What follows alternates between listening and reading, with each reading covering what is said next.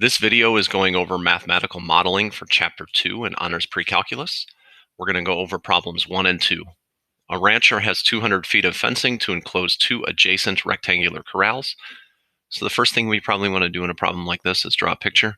So in order to have 2 adjacent rectangular corrals, we have one rectangle, and then we would draw another fence somewhere in between, and it doesn't really matter where that fence is, because when you add these two areas, it will always be the same no matter where you draw this. These two areas will always be the same, so it doesn't really matter where we draw it. So we have 2 lengths and 3 widths.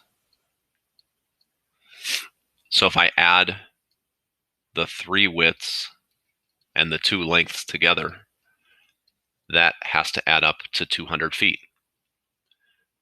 So that's the perimeter, essentially, including that part in the middle. So I have 3W plus 2L equals 200. And then my goal is to find the maximum area. So I have to find another equation for area. So area equals length times width.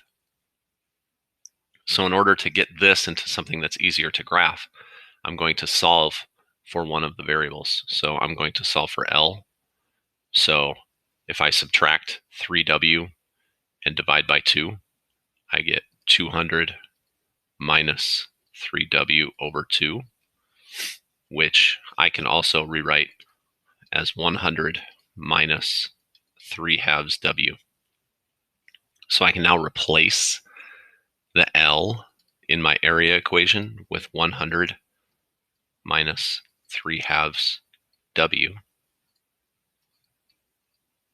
So I have W times 100 minus 3 halves W. That's something that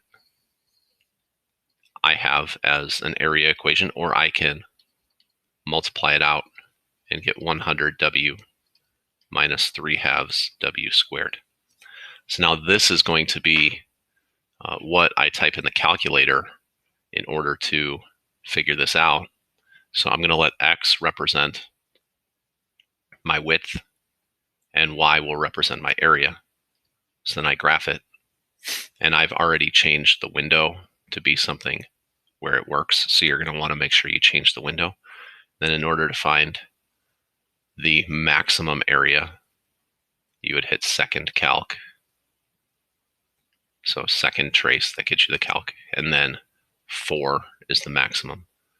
Make sure you put the cursor to the left and to the right of the peak. So it has to bound the peak, and then you hit enter. And then that will give you the maximum. Now there might be some slight rounding error when the calculator does it.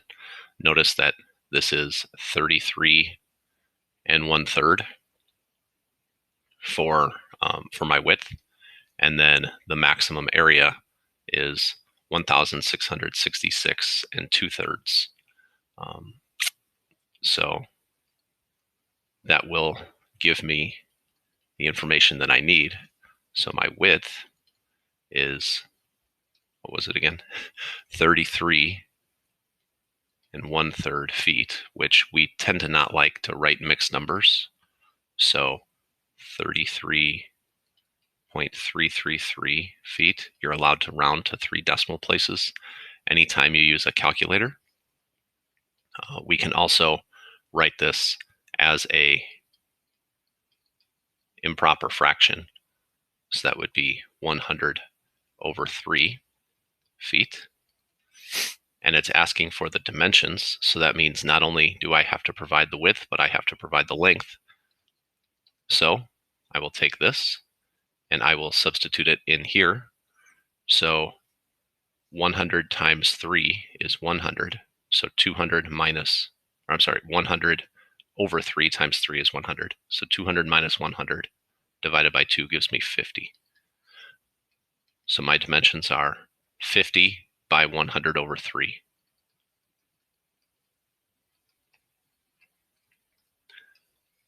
It doesn't ask for the maximum area, But if we wanted to report the maximum area, we would say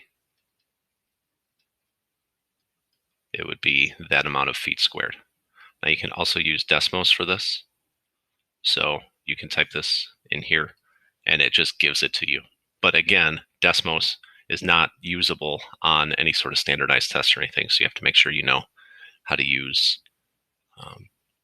your TI calculator. Problem 2, an open box. Smart is really annoying sometimes. An open box with a square base has a volume of 100 cubic feet. What is the minimum surface area of the box? So again, we're probably going to want to model this with a picture of some kind. So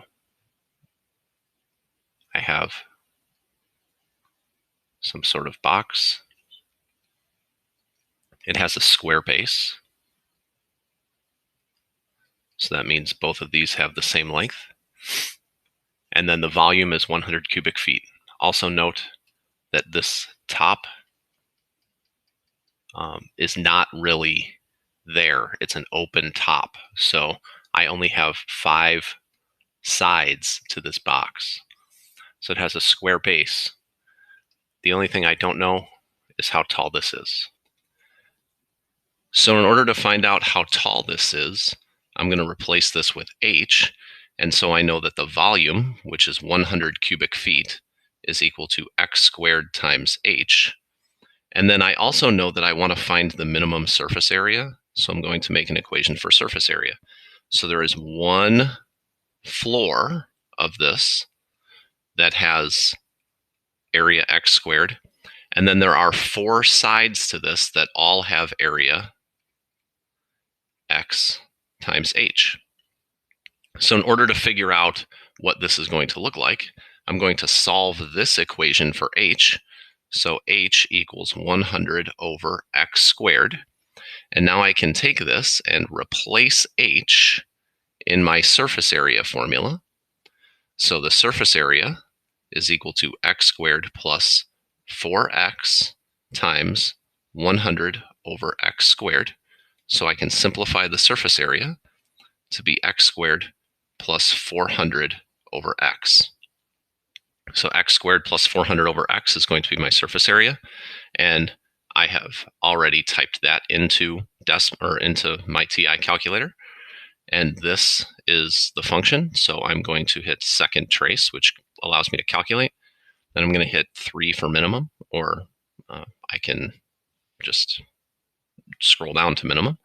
Then I want to make sure that I include the minimum when I'm doing this. So I'm going to make sure I bound the minimum.